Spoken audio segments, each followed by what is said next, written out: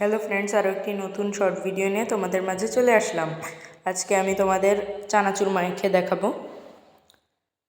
দেখতেই পাচ্ছ আমার কাছে সব উপকরণ আছে। প্রথমেই দেখতে পাচ্ছ টমেটো কুচি, ভালো করে কুচি করে নেবে। সেকেন্ড উপকরণটি হচ্ছে চানাচুর, এটা দিতেই হবে, তাছাড়া চানাচুর মাখা হবে কী করে। 3 নম্বরে তোমরা ঝাল স্বাদ অনুযায়ী রাখবে।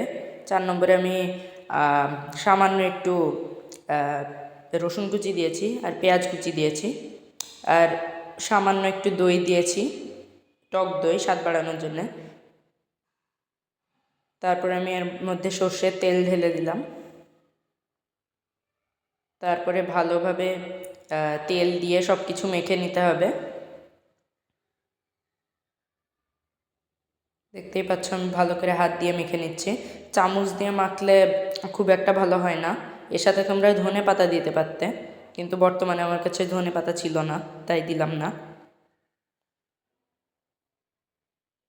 ভালোভাবে মেখে নেবে। দেখতেই পাচ্ছ মাখার পরে ঠিক এই রকম দেখাবে। দেখতেই পাচ্ছ, আমি তোমাদের খেয়ে দেখিয়ে দিচ্ছি এটা কি রকম। খেতে অনেক মজা। তোমরা অন্তত একবার হলেও বাসায় এটা বানাবে, তাহলে অনেক মজা লাগবে তোমাদের। এটা বৃষ্টির সময় বানাতে হয়, কিন্তু আমার ভিডিওটি এখনই করতে ইচ্ছা করছিল, তাই এখনই করলাম। সাবস্ক্রাইব করো। হ্যালো ফ্রেন্ডস, আরও একটি নতুন শর্ট ভিডিও নিয়ে তোমাদের মাঝে চলে আসলাম।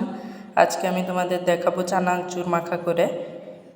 প্রথমেই আমি নিয়েছি টমেটো কুচি, দেখতেই পাচ্ছ। তারপরে আমি নিয়েছি লাভলি চানাচুর,